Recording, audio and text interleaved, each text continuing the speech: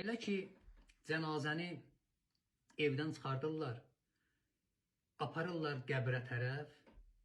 İslam Peyğəmbəri buyurur ki, o məqamda mələkələr onun ruhuna xitab eləyirlər. Çünki ruh baxır öz meydinə. Buyururlar ki, tubalək in kana əməlukə xeyra.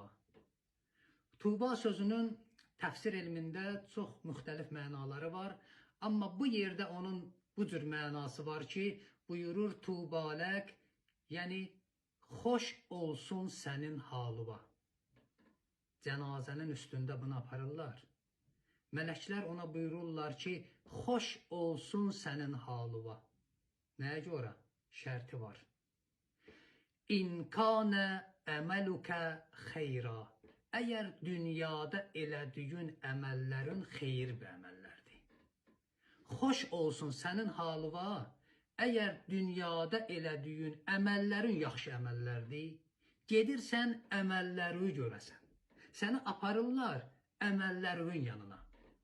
Tubalək, in kunta sahibəkə rizvanullah, xoş olsun sənin halıva. Əgər Allahın rizvanı səndən dost olacaq. Əgər səni cənnətlə müjdələyəcəklər, elə bir yerə gedirsən, xoş olsun sənin halıva. Buyurur və veylun lək, vay olsun sənə. İn kunta sahibəkə sahatullah, əgər Allahın qəzəbi səndən olacaq.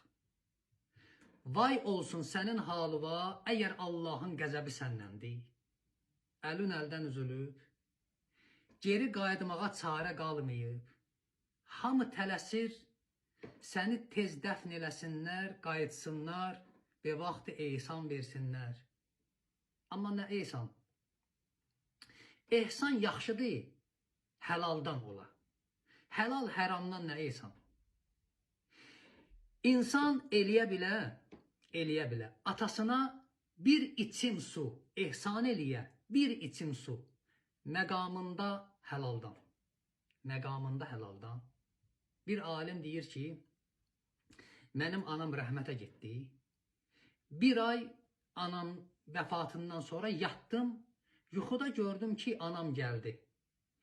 Dedi, oğlum, sağ ol, göndərdiyin paya görə, amma qabından utandım. Deyir, ayıldım, gördüm, yuxu görmüşəm. Fikirləşdim, ilahi, nə yuxu idi mən bu gördüm?